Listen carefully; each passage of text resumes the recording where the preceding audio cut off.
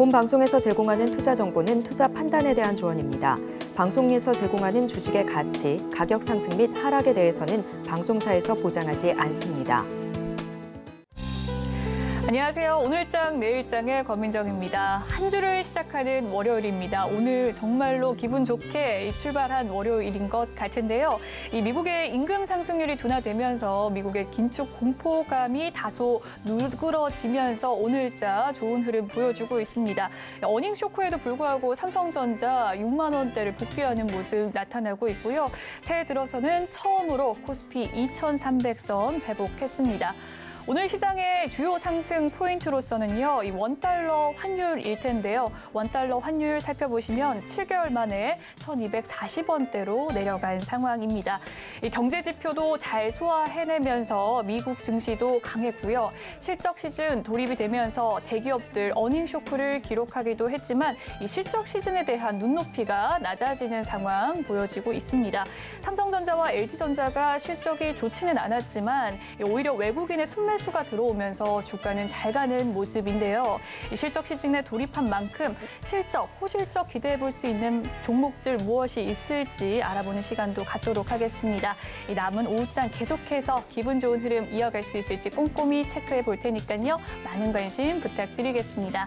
저희 방송 유튜브를 통해서도 시청하실 수 있습니다. 유튜브 검색창에 서울경제TV라고 검색해 주시면 실시간 방송 시청 가능하시니까요. 많은 관심 부탁드리겠습니다. 본 방송에서 제공해드리는 정보는 투자 판단을 위한 조언일 뿐 해당 주식의 가치와 수익률을 보장해드리진 않습니다. 그리고 서울경제TV와 서울경제신문은 당사의 브랜드입니다. 최근 이 당사를 사칭하는 피해가 늘고 있으니 시청자 여러분의 각별한 주의 바라겠습니다. 1월 9일 월요일입니다. 오늘장 내일장 본격적으로 출발합니다.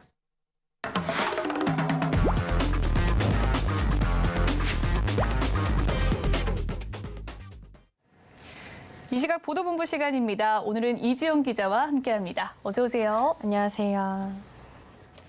네, 그러면 오늘은 어떤 헤드라인 들고 오셨을지 화면으로 만나보겠습니다.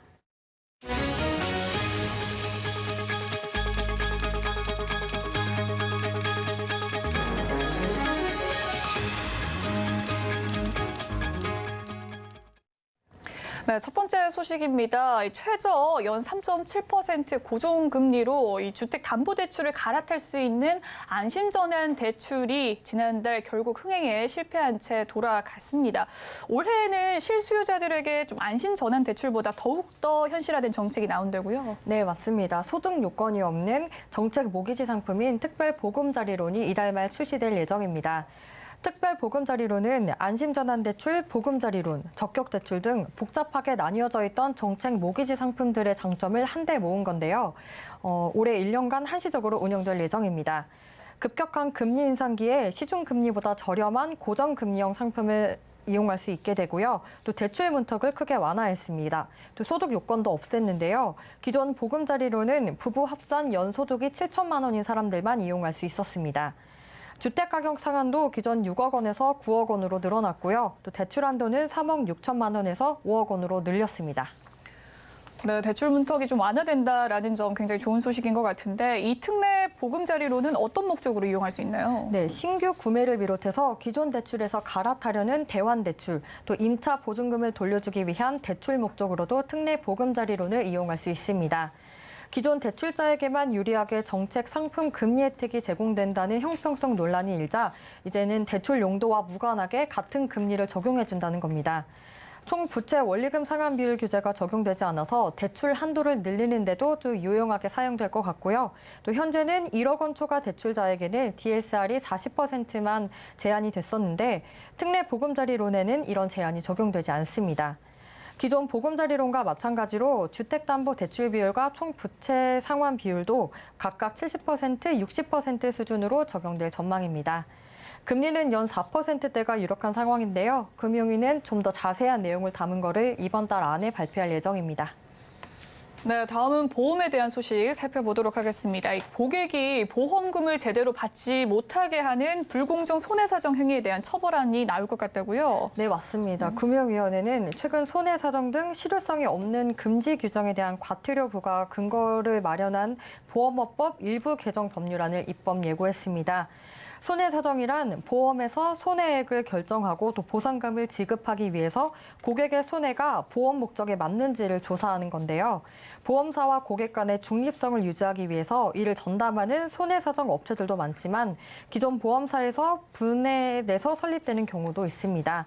따라서 금융위원회는 보험사의 자회사 업무 추가 변경 행위와 더불어서 허위 부실, 또 지연 손해사정 등 손해사정사의 금지 행위 위반에 대해서 과태료를 부과할 수 있게 됐습니다.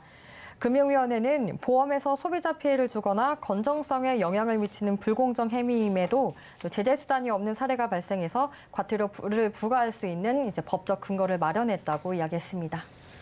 네, 그렇군요. 이 법안을 시행하기 위해서는 여러 기준도 좀 개선이 되어야 된다는데 자세한 내용 짚어봐 주시죠. 네, 먼저 보험의 기초가 되는 과징금 부과 기준이 개선됩니다. 금융위원회는 기초 서류 또 준수 의무 위반에 대한 과태료 부과 적용 범위를 소비자 피해가 발생할 경우 등으로 합리적으로 제한을 했고요. 또 부당이득 금액에 비례해서 과징금 부과를 할 수 있도록 기준도 합리화하기로 했습니다. 보험 설계사에 대한 보험 모집 및 제재도 합리화되는데요. 금융위원회는 보험 설계사가 본인이 소속된 회사의 자회사 상품도 모집할 수 있도록 모두 허용하기로 했습니다. 지난해 11월 보험업 허가정책위원회 이후 상품별 특화된 보험사의 진입을 촉진하기 위해서 전속 보험 설계사의 교차 모집 제도를 완화할 필요가 생겼기 때문으로 풀이됩니다. 아울러서 업무정지 과태료 처분을 2회 이상 받은 보험 설계사를 등록 취소하는 제재의 기산점을 5년으로 뒀고요. 또 경미한 법규 위반에 대해서는 주의 및 경고 등 가벼운 제재를 부과할 수 있는 법적 근거도 마련하기로 했습니다. 기존에는 보험 설계사의 모집과 관련된 법 위반 시 업무정지 또는 등록 취소만 가능해서 경미한 법규 위반에도 주의 및 경고 조치가 불가능하다는 점이 고려된 걸로 보입니다. 이 밖에도 보험계약과 관련한 단순 질의나 또 보험 간 자율조정 사항 등 일반 민원은 금융감독원뿐만 아니라 생명보험협회나 손해보험협회에서 처리할 수 있는 법적 근거도 마련했습니다. 마지막 소식도 짚어보도록 하겠습니다. 은행에서 자발적 희망 퇴직 바람이 불고 있다라고 합니다. 이 배경이 무엇인가요? 네, 먼저 여러 이유가 있겠지만 크게 세 가지를 꼽을 수 있습니다. 먼저 향후 경기 침체가 시작되면 희망퇴직자 조건이 더 나빠질 수 있다는 예상을 하고 있고요. 또 인생 이막 설계를 서두르려는 경향, 또 그리고 조기 은퇴 희망자를 뜻하는 파이오족 증가 등이 배경으로 꼽힙니다. 금융권에 따르면 KB국민은행에서 지난달 28일부터 이달 2일까지 희망퇴직 신청자를 받았는데요. 730명 정도가 퇴직 의사를 밝혔습니다. 최종 확정자는 이제 18일자로 은행권을 떠나게 되는데 이게 신청자 모두가 만약에 모두 퇴직을 할 경우에는 지난해 1월에 674명보다 50명 넘게 늘어나게 되는 셈입니다. 네, 그렇다면 이 희망 퇴직자에게 주어지는 혜택 무엇이 있습니까? 네, 퇴직자는 근무기간 등에 따라서 23개월에서 35개월치의 월 평균 급여인 특별퇴직금뿐만 아니라 학기당 350만 원의 학자금을 최대 8학기까지 받을 수 있고요. 또 최대 3,400만 원의 재취업 지원금, 본인과 배우자의 건강검진, 그리고 퇴직 1년 후 계약직으로 재고용되는 등의 혜택을 받을 수 있습니다. 지난해와 비교해 신청 대상과 조건이 비슷한데도 올해는 좀 눈에 띄게 희망퇴직자들이 늘어서 이제 사측에서도 조금 놀란 모습을 보였습니다. 그러네요. 의외의 소식이네요. 그 희망퇴직 신청자들이 늘어난 이유 무엇입니까? 네, 가장 큰 이유는 희망퇴직 신청자 대상을 만 40세로 늘렸기 때문으로 보입니다. 신한은행, 우리은행, 농협 등에서는 희망퇴직 신청 대상을 만 40세로 늘렸는데요. 따라서 은행권은 지난달부터 이달까지 약 2달 만에 KB국민은행, 신한은행, 우리은행, NH농협은행에서만 약 3,000명 이상이 떠날 것으로 보고 있습니다. 이는 1년 전과 비교해서 약 1,000명 가까이 늘어난 셈인데요. 이처럼 은행권의 희망퇴직이 급증하는 데에는 또 은행의 필요보다는 직원들의 수요가 더 큰 영향을 미치고 있는 것으로 보입니다. 디지털 전환에 따른 오프라인 점포 축소 때문에 사측도 불가피하게 은행원 수를 점진적으로 줄여야 하지만 그보다도 훨씬 많은 은행원들이 노조를 통해서 희망퇴직을 요구하고 있는 상황입니다. 네, 이 시각 보도본부 오늘은 이지영 기자와 이야기 나눠봤습니다. 오늘 말씀 감사합니다. 네, 이어서 이 시각 증시 시황 브리핑 해드리는 시황 브리핑 시간입니다. 먼저 코스피 지수 흐름부터 살펴보도록 하겠습니다. 네, 오늘자 이 미국의 임금 상승률이 둔화되면서 미국의 긴축 공포감이 다소 누그러지며 이 코스피 지수 상승하고 있습니다. 2.5% 상승세 나타나고 있는데요. 2,348포인트 선 지나가고 있습니다. 수급 상황 살펴보시죠. 오늘 코스피의 수급 사강 기관과 외국인의 순매수세 보여주고 있습니다. 특히나 금융투자자 중심으로 기관의 또 강한 매수세 나타나면서 6,572억 원 물량 담아드리고 있고요. 외국인은 4,216억 원 많은 매수 물량 담아주고 있습니다. 홀로 개인이 1조 원 가까운 물량 덜어내고 있는 상황이네요. 다음은 시가총액 살펴보도록 하겠습니다. 코스피 시가총액 상위 종목 일제히 강세 보이고 있습니다. 대장주인 삼성전자 2% 넘게 올라주면서 6만 전자를 탈환하는 모습인데요. 2.7% 상승을 했습니다. 지난 6일 골드만삭스가 보고서를 통해서 삼성전자의 감상 가능성을 점쳐지면서 이 투자 심리가 개선된 것으로 풀이가 됩니다. 최근 들어서 좀 두 달까지 하락했던 LG 에너지 솔루션의 주가도 살펴볼까요? 오늘은 4.5% 상승 흐름 보여주고 있는데요. 46만 4천 원 선까지 올라와 주고 있습니다. 3위인 SK 하이닉스 반도체 수급에 대한 좋은 흐름 보여주면서 3.2% 상승세 나타나고 있고요. 삼성 바이오로직스 1.6% 빨간불 켜고 있는 상황입니다. 다음은 코스닥 지수 살펴보시죠.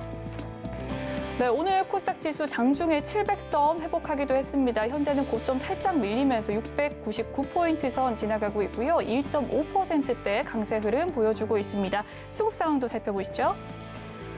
코스닥 수급 상황 오늘은 개인과 기관이 끌어주는 하루인데요. 개인이 197억 원 물량 담아드리고 기관은 33억 원 수급 우위 보여주고 있습니다. 외국인 홀로 순매도세 33억 원 물량 덜어내는 상황이네요. 다음은 시가총액 상위 종목들 살펴보시죠.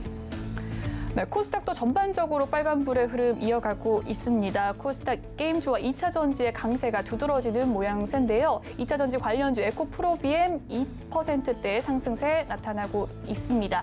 세티론 헬스케어도 1% 상승세, 2차 전지 LNF 오늘 1.9% 상승하면서 18만 2,400원 지나가고 있고요. 카카오 게임즈 이 성장주들이 또 미국 증시에서 기술주 투자 심리 개선 훈풍에 힘입어서 오늘 게임주들 강세 흐름 보여주고 있습니다. 2.27% 상승세 나타나면서 4만 5천 원 선 회복하는 분위기입니다. HLB도 오늘 강보합권에서 거래 흐름 좋은 상황입니다. 다음은 특징주 살펴보시죠. 오늘의 특징주 다올 인베스트먼트입니다. 우리 금융 피인수설 영향 속에서 급등세 나타나고 있는데요. 우리 금융지주가 다올 인베스트먼트 지분을 인수 추진 중이다라는 소식 속에서 이 주가 상방에 압력을 넣었다는 분석입니다. 투자은행 업계에 따르면 우리 금융그룹은 다올 인베스트먼트 지분 52%를 약 3천억 원에 인수하는 작업을 추진 중이다라고 밝혔는데요. 오늘자 강세 흐름 띄면서 현재 고점 라인 계속해서 이어가고 있습니다. 17.99% 상승하면서 3,935원 지나가고 있습니다. 다음 특징주도 살펴보시죠. 오늘의 특징주 셀바스 AI입니다. AI 바우처 수요 기업 모집 소식 속에서 오늘 셀바스 AI 급등 흐름 보여주고 있는 상황인데요. 대화형 인공지능 챗봇을 개발한 세계 최대 AI 연구소 오픈 AI 기업 가치가 약 37조 원에 달한다라는 소식이 주가에 영향을 준 것으로 보입니다. AI 기술 기업에 대한 본격적인 재평가 작업이 이루어지는 것으로 풀이가 되는데요.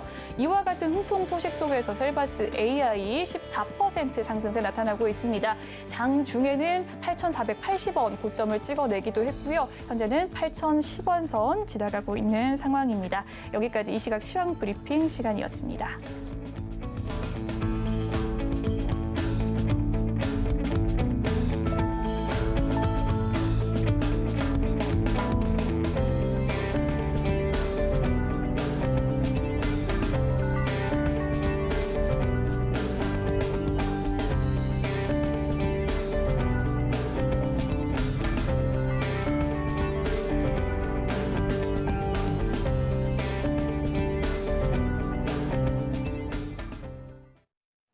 네, 이번 시간은 이 시각 외국인과 기관의 수급 상황 살펴보는 수급 포착 시간으로 넘어가 보도록 하겠습니다. 이 자세한 이야기 들어보도록 할 텐데요. 메리츠증권 강남금융센터 정영훈 과장 연결되어 있습니다. 안녕하세요, 과장님. 네, 안녕하세요. 네, 이 시각 수급 상위 종목의 주요 흐름들 어떻습니까? 네, 우선 오늘 외국인과 기관의 수급을 보게 되면 삼성전자, SK 하이닉스 쪽으로 집중적인 순매수세가 유입되는 것이 포착되고 있는데요. 오늘 외국인과 기관의 동반 순매수 매수 1위 종목이 바로 삼성전자와 SK 하이닉스다라고 볼 수가 있겠습니다. 아시다시피 지난주 금요일에 미국의 필라델피아 반도체 지수가 급등을 했고요. 또한 이제 인플레이션 완화에 대한 기대감과 더불어서 이제 메모리 반도체 감산에 대한 기대감이 힘입어서 외국인과 기관의 그런 동반 순매수세가 유입되고 있는 것으로 보여주고 있고요. 그로 인해서 지금 삼성전자 같은 경우에 특히나 작년 4분기 어닝 쇼크에도 불구하고 강한 좀 반등세가 나오고 있다. 볼 수가 있겠습니다. 그리고 다음으로 오늘 SM 같은 경우에 외국인과 기관의 동반 순매수세가 유입이 되면서 강세의 흐름을 띠고 있는데요. 그러한 이유는 역시나 지금 올해 이제 본격적으로 엑소, 샤이니 같은 이런 주요 아티스트들이 이제 전역을 통해서 이제 본격적으로 완전체와 솔로 활동이 이제 본격화될 것으로 기대가 되면서 올해 실적 개선에 대한 좀 기대감과 더불어서 이런 외국인과 기관의 동반 순매수세가 유입되고 있는 것으로 보여주고 있습니다. 그리고 오늘 최근에 이제 외국인과 기관의 수급이 지난주 금요일에도 동반 순매수세가 유입되면서 상당히 좀 좋은 흐름을 보이고 있는 LG전자 같은 경우에 오늘도 기관 투자자들의 순매수세에 힘입어서 오늘 주가가 좀 강세 흐름을 띠고 있는데요. 지금 지난 4분기 어닝 쇼크에도 불구하고 올해 실적 개선에 대한 좀 기대감이 부각이 되면서 이러한 수급이 유입되고 있는 것으로 보여주고 있습니다.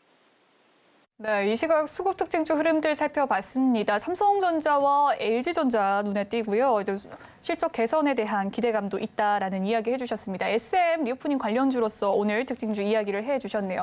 그렇다면 과장님께서 포착한 오늘의 특징주 어떤 종목일까요? 네, 이 중에서는 오늘 LG전자를 특징주로 좀 포착을 해봤습니다. LG전자 같은 경우에는 지난 4분기에 영업이익이 655억 원을 기록을 하면서 전년 동기 대비해서 무려 90%나 이익이 좀 급감한 어닝 쇼크를 기록을 했는데요. 그럼에도 불구하고 지금 어닝 쇼크 이후에 주가가 좀 강세 흐름을 띠고 있습니다. 아무래도 시장에서는 이러한 어닝 쇼크에 대한 좀 우려감이 주가에 선반영됐다라고 좀 판단을 하는 것 같고요. 특히나 이번 4분기 어닝 쇼크를 좀 살펴보게 되면 바로 이제 자회사인 LG 이노텍의 대규모 일회성 비용 반영이 있었고요. 또한 이제 재고 조정이 있었기 때문에 오히려 4분기 실적을 저점으로 해서 올해 이러한 실적 개선에 대한 기대감이 높아지고 있는 상황이다 볼 수가 있겠습니다. 특히나 지금 TV 유통 재고가 지금 6주 정도 수준까지 지금 내려와 있는 상황이기 때문에 향후에 이러한 재고 부담이 좀 완화가 되면서 출하량 반등이 좀 기대가 되고 있는 상황이고요. 이와 함께 지금 이제 VS 부분, 즉 이제 자동차 전장 부분 쪽의 성장세가 지금 계속해서 좀 본격화되고 있는 상황이기 때문에 이러한 가전의 안정적인 실적과 더불어서 이러한 전장 부분 쪽의 성장성이 밸류에이션 프리미엄을 좀 부여시킬 것으로 그렇게 좀 기대가 되고 있습니다. 그로 인해서 지금 현재 지금 계속해서 좀 저가 매수세가 유입되고 있는 것으로 보여주고 있고요. 당분간 이러한 이제 실적 어닝 쇼크에 대한 부분이 주가에 선반영됐다는 측면에서 당분간은 이제 저가 매수세가 꾸준히 좀 유입될 가능성이 높지 않을까 그렇게 보고 있습니다. 네, 오늘 정영훈 과장의 포착 특징주는 LG전자에 대해서 이야기를 해주셨고요. 그에 따른 이야기 자세하게 살펴봤습니다. 지금까지 메리츠증권 강남금융센터 정영훈 과장과 함께했습니다. 오늘 말씀 감사합니다. 네, 고맙습니다. 네, 이번 시간은 오늘 시장을 주도하는 업종과 이슈에 대해서 심층 분석해보는 마켓 로드맵 시간입니다. JDI 파트너스 이재선 대표님과 함께합니다. 어서 오세요. 네, 안녕하세요. 네, 오늘은 로봇주에 대한 이야기 살펴보도록 하겠습니다. 주요 그룹들이 지금 신성장 산업의 동력으로 로봇에 대한 이야기 많습니다. 최근 또 레인보우 로보티스 주가 한번 살펴보면 2만 원대에서 일주일 만에 5만 원대까지 올라가는 모습을 보였는데 이 로봇 관련주 주요 주가 흐름 어땠습니까? 네, 말씀하셨듯이 최근에 그 레인보우 로보틱스 삼성전자의 이 589억 원 유상자로 인한 투자 유치를 통해서 5거래일 만에 55%나 상승을 보였습니다. 그래서 현재는 이제 과열 종목에 지정되어서 이제 3일 동안 수요일까지는 이제 단일가 매매가 진행되고 있습니다. 자, 그렇기 때문에 이에 수급으로 이제 증명이 됐던 레인보우 로보틱스 이 종목이 쉬어가는 동안 다른 수혜주들을 찾아서 이동을 하고 있습니다. 지금 뭐 작년에 주도주였던 로봇 관련 중 가장 강력하게 상승하며 500% 이상 상승을 보였던 이제 휴림 로봇이 기억나실 텐데요. 이 휴림 로봇이 준상한가 수준으로 올라서고 있고 또 순환매 쪽으로 해서 뭐 로보티즈라던가 아니면 유진 로봇 그리고 로보로보 뭐 이런 뭐 종목들, 뭐 사이맥스 같은 경우도 뭐 강세를 보이면서 이제 순환하는 모습이다. 대장주가 쉬어갈 때 이 수급이 이 2등주, 3등주 쪽으로 넘어가고 있다. 이렇게 여러분들이 보시면 될 것 같습니다. 네, 최근 연초 이 로봇주들 상승 랠리 이어가고 있는데요. 이 주가에 대해서 흐름들 살펴봤습니다. 특히나 최근에 지금 CES 일정이 끝이 나고 또 삼성전자가 로봇 출시 가능성 언급하지 않았겠습니까? 이 로봇 관련주들 계속해서 좋은 흐름 보여주고 있는데 이 삼성전자에 대한 이야기 해볼게요. 이 시니어 로봇에 대해서 좀 특화 로봇이 유력한 상황이라고 해요. 이에 따라 좀 주목해볼 기업들 어떤 기업들이 있습니까? 네, 삼성전자에서 이제 시니어 케어 로봇을 뭐 출시한다라고 CES에서 발표를 했는데요. 자, 여기서 우리가 주목해야 되는 점이 우리나라에서 로봇주라고 하면은 대부분 좀 시가총이 좀 작고 이제 소중한 이런 종목들이 많습니다. 그렇기 때문에 여러분들이 집중해서 좀 비중 있게 투자하기엔 사실 쉽지는 않은 상황이에요. 그렇다고 삼성전자나 뭐 LG전자, 현대차를 로봇 관련주의 핵심주다라고 하기에는 또 다른 사업 분야가 아직까지는 또 핵심으로 자리 잡고 있기 때문에 이 부분에 대해서 이제 여러분들이 투자를 하시기에 조금 이제 뭐 고민이 되시는 부분이 아닌가 싶은데요. 그렇다라고 하면은 여러분들은 가볍게 이 기업들, 대기업들이 지분을 보유한 종목들을 여러분들이 관심을 가지면 좋지 않을까 싶습니다. 조금 전에도 설명드렸듯이 레인보우 로보틱스 같은 경우 삼성전자에서 직접적으로 투자를 하면서 지분을 획득하고 있습니다. 이는 이제 로봇 관련주뿐만 아니라 여러분들이 가장 잘 알고 있는 우리나라를 먹여 살리고 있는 반도체 산업 같은 경우에도 우리나라에서 2016년에 솔브레인, 동질세미캠 같은 소재 기업에 투자를 하면서 이제 일본이 우리나라 소재 규제할 때도 가장 핵심 섹터로 이제 올라온 이 소재 기업 중에 솔브레인과 동질세미캠 가장 뭐 강소 기업으로 알려져 있죠. 이런 것처럼 최근에는 뭐 SNS텍이나 이런 종목에도 2년 연속이나 투자를 하면서 지분을 획득했습니다. 이런 전례를 볼 때 로봇 관련주도 여러분들이 비슷하게 보시면 될 것 같아요. 삼성전자가 지분을 획득했다. 이 기업이 가장 큰 수혜를 보는 기업이 되겠구나 생각하시면 되고 그 외에는 뭐 삼진이라던가 뭐 스마트 싱킹 허브 같은 경우를 이제 삼성전자에 이제 제공을 하고 있죠. 기존부터 과거에 이제 삼성전자 전자제품의 리모컨부터 시작해서 이런 삼진이 이제 납품을 하고 꾸준히 협력사로 있었기 때문에 이런 부분 뭐 참고해 보시고 뭐 삼익 THK 같은 경우도 이제 뭐 기존의 삼성과 이제 로봇 관련해서 이제 협동 사업을 진행했었기 때문에 이런 종목들을 여러분들이 보신다면 뭐 편안한 이제 상황이 되지 않을까 싶습니다. 그 외에는 아까도 말씀드린 뭐 휴림 로봇이라던가 로보로보 그리고 뭐 에브리봇 같은 작년에 좋았던 종목들 그리고 뭐 현대차나 이런 LG전자 이 해당 기업들과 관련돼 있는 기업들 함께 보시면은 순환매 정도는 충분히 노릴 수 있다라고 보시면 될 것 같습니다.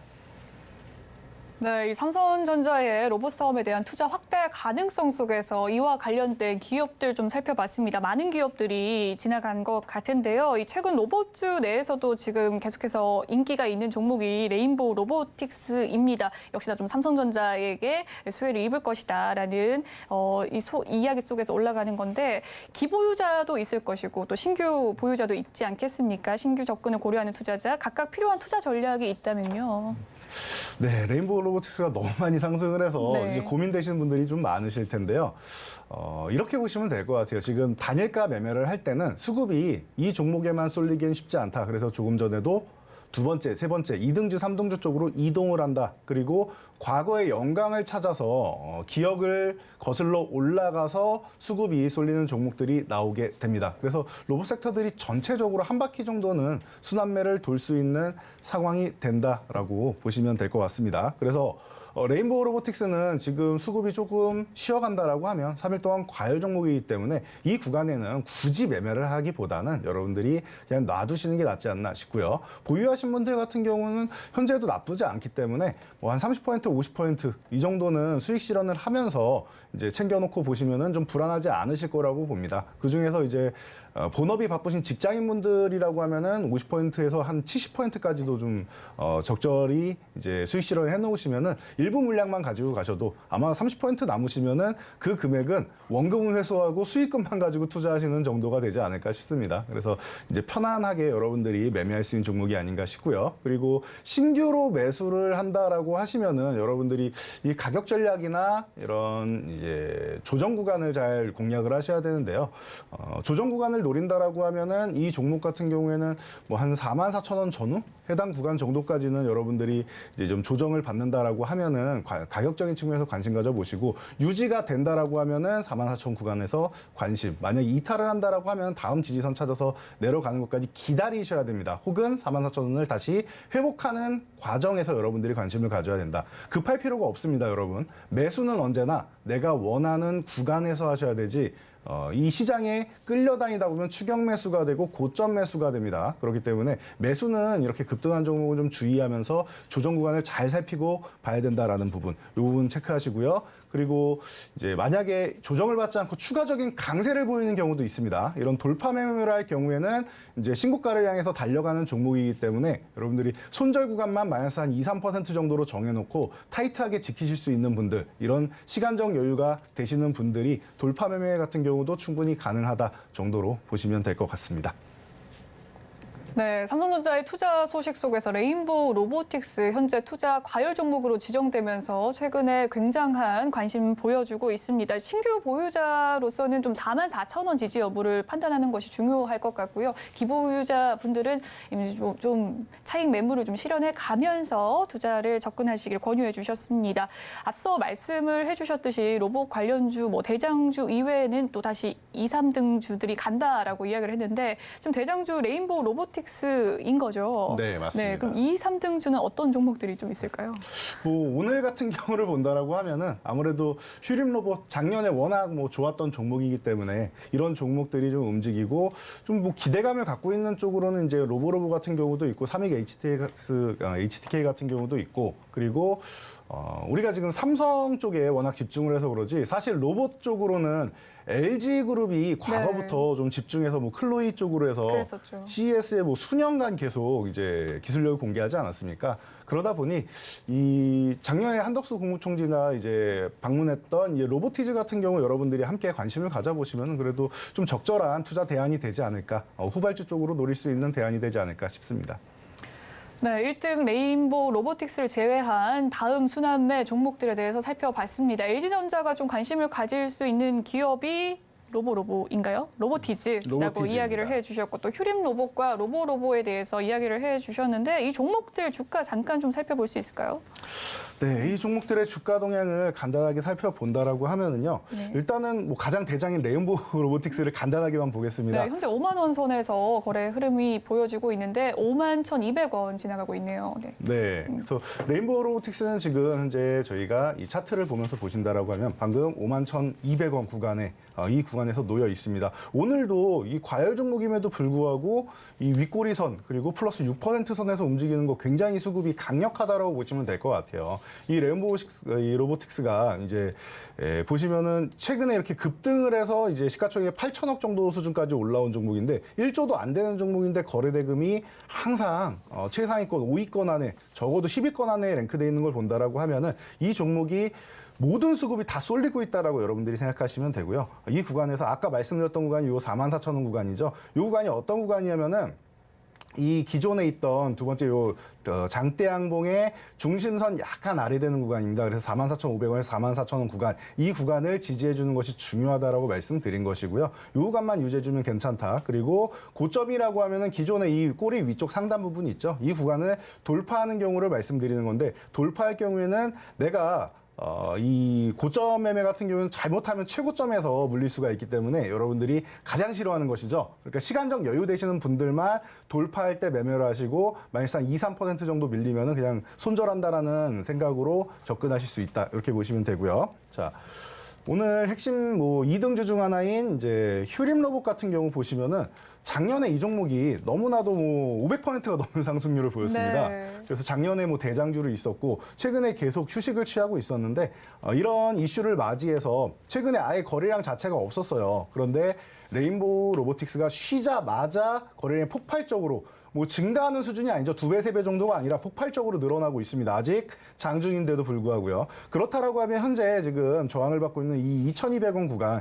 이 구간을 돌파하는지를 여러분들이 잘 체크해 보실 필요가 있습니다. 그래서 휴림로봇 2,200원 오늘 돌파하는지, 그리고 거래량이 이렇게 폭발적으로 늘어나는 날은 이 저항 구간을 넘어가줘야 되고 지금 20% 위쪽에 위치해 있죠. 그렇다라고 하면 이런 날은 보통은 상한가에 진입을 해줘야 2등주로 자리를 잡을 수 있습니다. 만약 휴림로봇이 오늘 상한가에 진입하지 못한다라고 하면은 당분간은 휴식 구간이 필요합니다. 그러니까 2등주에서 벗어날 수 있고 나머지 종목들이 그러면은 지금까지 관심을 크게 받지 못한 종목들 쪽으로 다시 한번 순환이 돌 수 있다는 거, 여러분들이 이 부분을 명심하시면 돼요. 오늘 상한가에 진입한다? 그러면 휴림로봇은 2등주로 자리매김, 그리고 상한가에 진입하지 못한다라고 하면은 다른 종목을 보셔야 됩니다. 수발주를 보시는 게 유리하다라는 거, 이 부분 체크해 보시고요.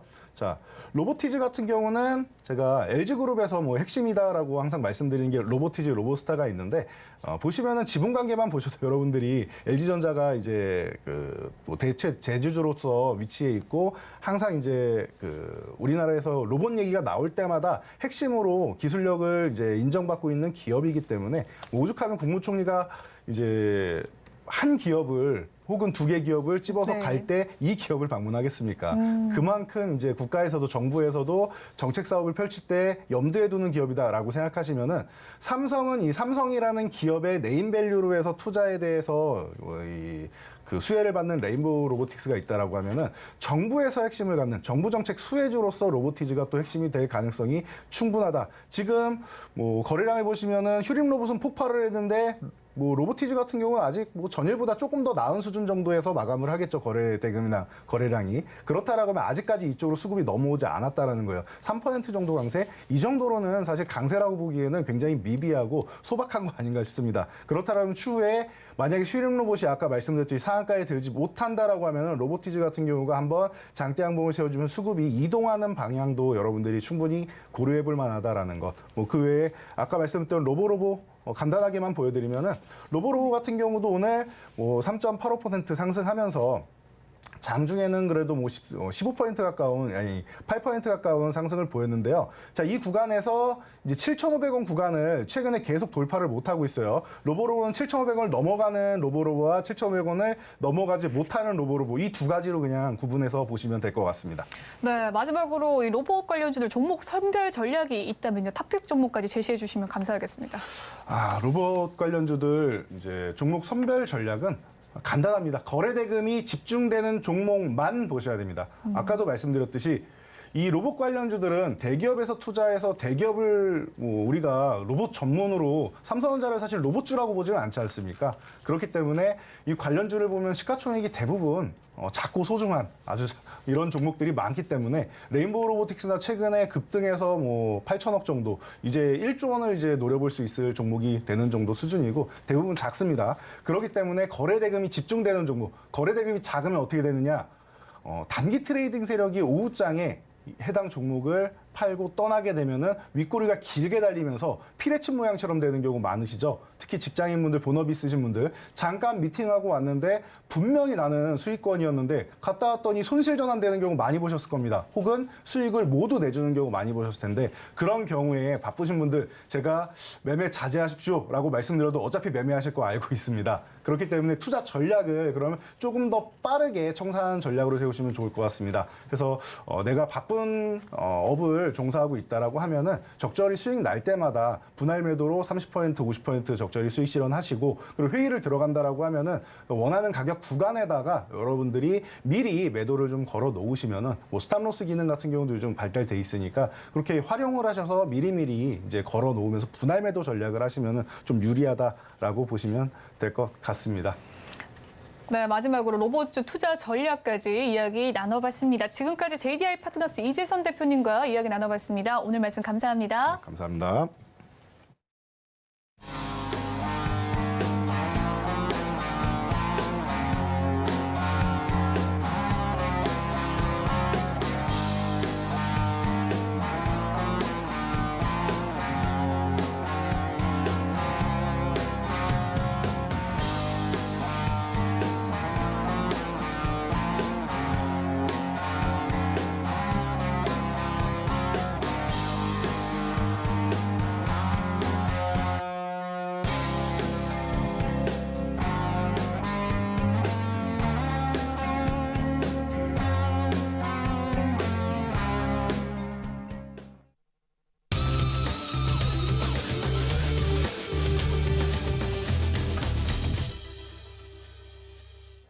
이번 시간은 ISN 이지환 대표와 글로벌 증시 전반을 점검해보는 증시 인사이트 시간입니다. 인사드리도록 하겠습니다. 안녕하세요, 대표님. 네, 지금 연결 상황 고르지 않은 것 같습니다. 다시금 이야기를 해보도록 하겠고요. 최근에 미국 증시가 지금 화두가 되는 것이 12월 고용 보고서입니다. 이 고용은 늘었지만 또 임금 상승률이 낮아졌다라는 포인트 속에서 최근 들어 미국 증시도 상승을 했고 우리나라 증시도 이 훈풍세 이어가고 있는 모습 나타나고 있습니다. 이 연준의 목표와는 다르게 또 여전히 고용 시장의 뜨거움이 확인된 상황인데 이번 고용 보고서에서 이야기 좀 자세하게 다뤄보도록 하겠습니다. 연결되어 있다고 하네요. 대표님 만나보도록 할게요. 안녕하세요, 대표님. 네, 안녕하세요. 이지환입니다. 네, 최근 고용 보고서에서 주목하신 사항이 있다면요. 어떤 것들이 있을까요? 지난주 이제 미국 고용지표가 발표가 됐고, 미국 증시가 급등을 했습니다. 어떻게 보면 이 고용지표가 상당히 이제 절묘하게 낮다라고 우리가 평가를 좀 할 수 있는데, 고용지표 자체는, 고용 건수 자체는, 예상보다 높게 나왔습니다. 20만 건 예상에 22만 3천 건이 나왔고요. 반면에 이제 피간당 평균 임금 상승률은 예상보다 낮게 나왔습니다.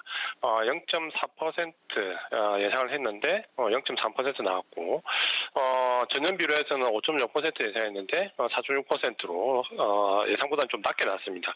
그러니까 이게 이제 왜 절묘하냐라고 우리가 본다면 일단은 고용지표는 예상보다 상회했지만 이 부분이 이제 경기 침체에 대한 우려감을 좀 확대 해석하지는 않았고 반면에 이제 임금 상승률은 줄어들면서 전반적으로 인플레이션에 대한 우려감은 또 감소하는 어떻게 보면 경기 침체에 대한 우려감과 인플레이션에 대한 우려감이 둘 다 감소할 수 있는 절묘한 수치가 나왔습니다.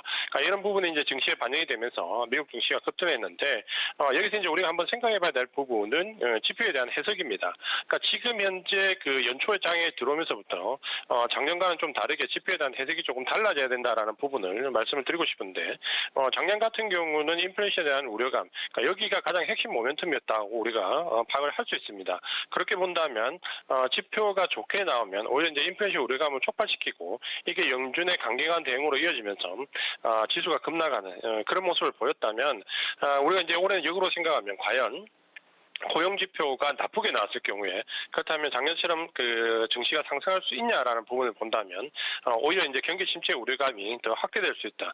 그렇게 본다면 올해의 핵심 모멘텀은 인플레이션 우려감에서 오히려 경기 침체에 대한 부분으로 핵심 모멘텀이 옮겨왔다. 이렇게 우리가 좀 해석을 해야 될 것 같고 그렇게 본다면 작년처럼 반대로 해석하기보다는 올해는 지표를 정방향으로 해석하는 부분이 필요하다.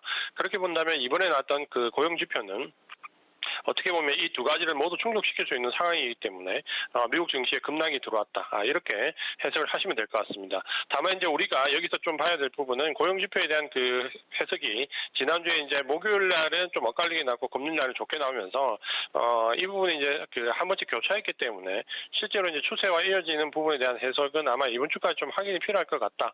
이렇게 말씀을 드리겠습니다. 네, 지난주 목요일에는 지표가 좋지 않았고 금요일에는 좋은 지표가 나왔는데 정말 시장 상황 지표가 좀 절묘한 고용 지표 상황이지 않았나 싶습니다.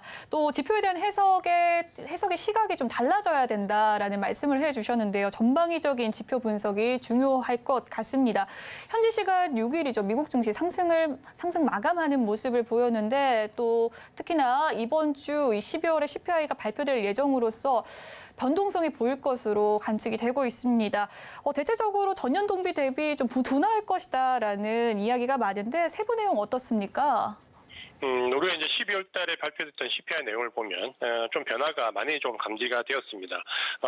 그때 이제 발표됐던 미국 요소별 CPI 상승률 기여도를 보면 가솔린이 차지하는 비율이 확연히 줄어들었고 반면에 이제 주거비나 나머지 이제 음식료 업종이 여전히 이제 상승세를 좀 보이는 모습을 보여줬는데 이런 부분들은 이제 우리가 CPI를 구성하는 요소들 중에서 전반적으로 이 인플레이션이 꺾이는 과정이 어느 정도 진행이 되고 있다라고 파악을 할 수가 있습니다. 보통 이제 인플레이션이 꺾이는 그 과정을 보면 원자재 가격이 먼저 급락을 하게 되고 이후에 여기에 관련되어 있는 상품 재화 가격이 급락을 하고 그다음 서비스 가격의 급락 그리고 마지막에 주택 렌트 비용과 같은 고정 비용이 감소를 하게 됩니다.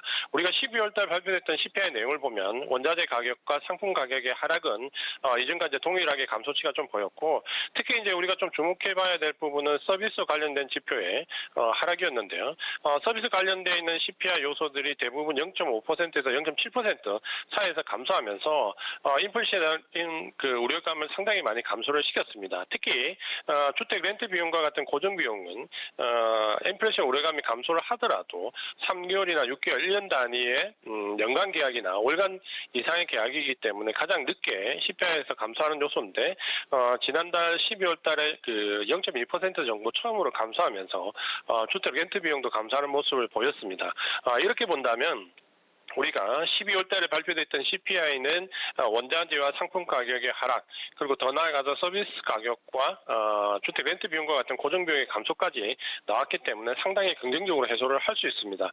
또한 우리가 이제 한 가지 더 생각해봐야 될 부분은 지금 나오는 이제 CPI 지표가 전년 대비했을 때 기저 효과가 어느 정도 있을까라는 부분을 우리가 생각을 해봐야 되는데 작년에 한창 CPI나 PPI 지표가 나쁘게 나왔을 때는 우리가 팬데믹 때의 전년 대비로 기준이었습니다. 반면에 지금 현재 나오는 CPI나 PPI 전년비는 미국이나 유럽이 이미 위드 코로나로 진입한 이후에 수치와 전년비로 비교를 하기 때문에 오히려 CPI나 PPI 지표의 수치가 조금 더 유의미하게 감소할 수 있다라는 부분을 생각해 본다면 인플레이션 우려감은 이제 올 초부터 확연히 좀 꺾일 수 있다라는 관점으로 이해를 하시는 게 좋을 것 같습니다.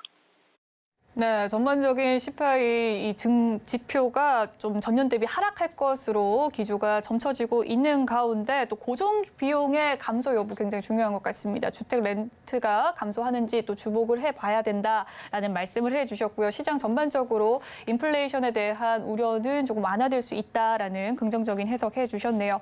최근 삼성전자가 실적 발표를 했습니다. 어닝 쇼크를 기록했는데요. 영업이익 70% 가까이 하락을 하면서 실적이 어닝 쇼크를 기록을 했지만 주가는 좋은 흐름 보여주고 있습니다. 미국도 이제 은행부터 시작해서 실적 발표가 시작이 되는데 실적 시즌의 관전 포인트라고 한다면 어떤 점을 좀 주목을 해봐야 될까요?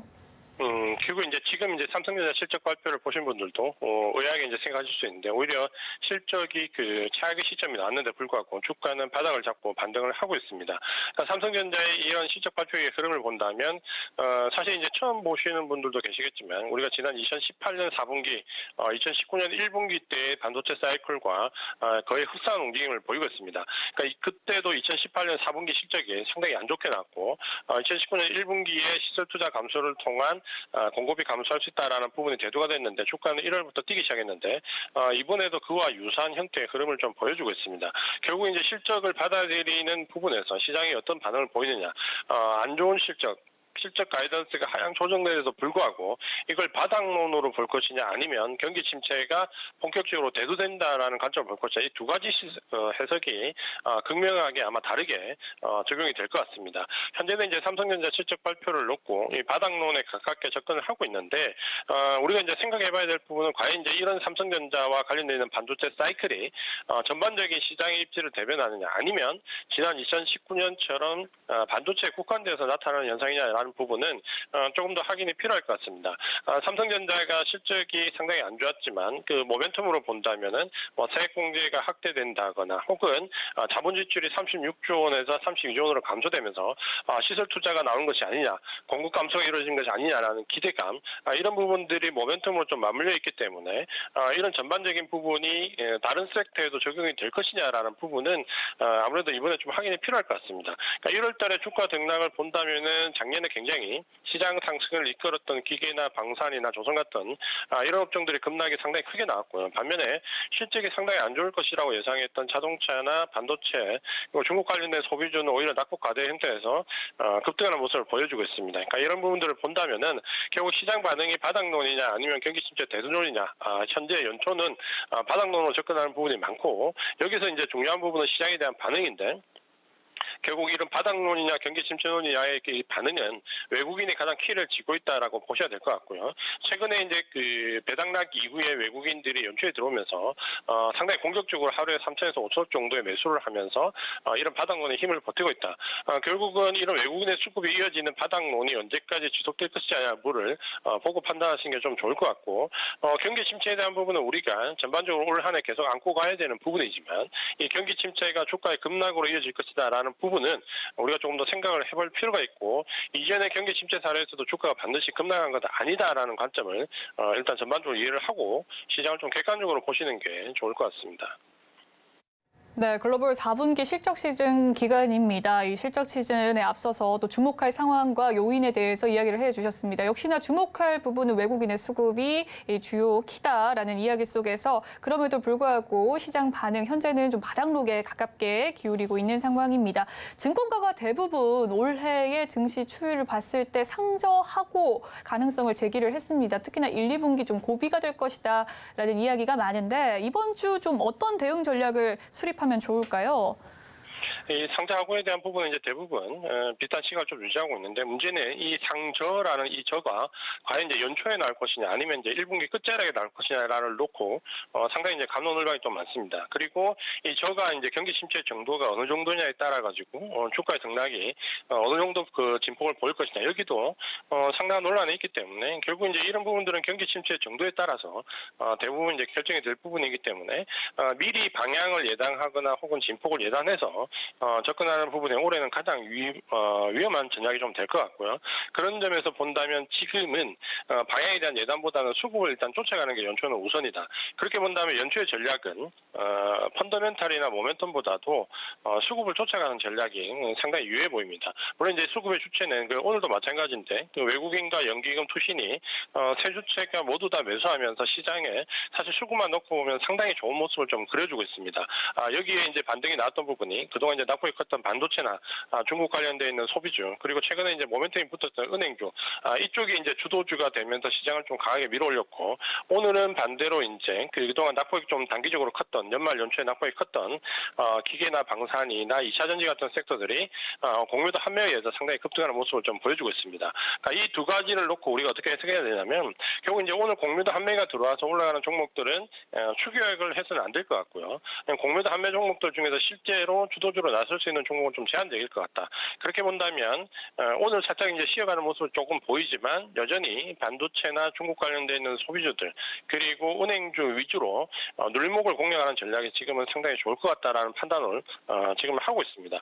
전반적으로 이제 외국인 수급이 가장 줄가되는 가운데서 지금은 연기금이나 투신이 개별 종목을 공략하는 모습을 좀 보여주고 있는데, 아마 종목별 옥석 가리기가 지금은 상당히 중요하다는 부분은 상승하는 종목과 하락하는 종목이 극명하게 좀 대비가 되고 있다, 이렇게 좀 보셔야 될 것 같습니다. 다만 이제 오늘 그 시장이 좀 급등을 하고 있는데, 오늘까지 시장이 급등을 하게 되면 지난주에 이어서 우리 코스피 지수로 보신다면 4일 연속 상승폭이 상당히 크게 나오게 됩니다. 그러니까 4일 연속 이 정도의 이제 상승폭이 나왔다라고 본다면 오늘 지나고 난 뒤에 주 초반 지나고 나면 한 주 중반이나 주 후반부에는 눌림목 조정을 좀 받을 수 있다라는 관점으로 이해를 하시는 게 좋을 것 같고요.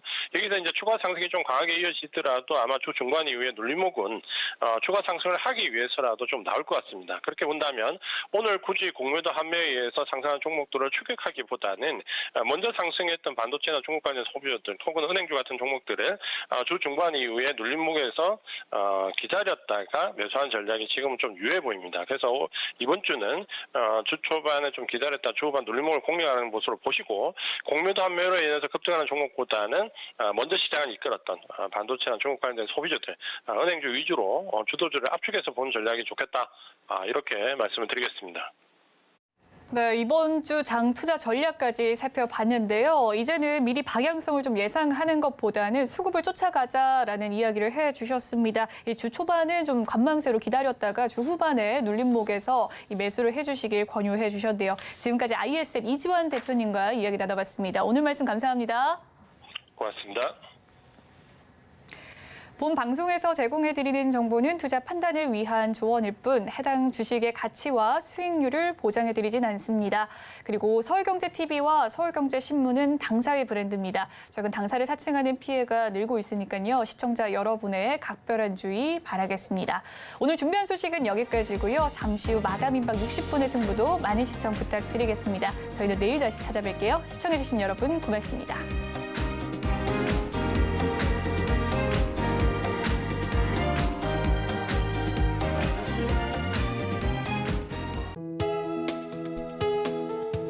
본 방송에서 제공하는 투자 정보는 투자 판단에 대한 조언입니다. 방송에서 제공하는 주식의 가치, 가격 상승 및 하락에 대해서는 방송사에서 보장하지 않습니다.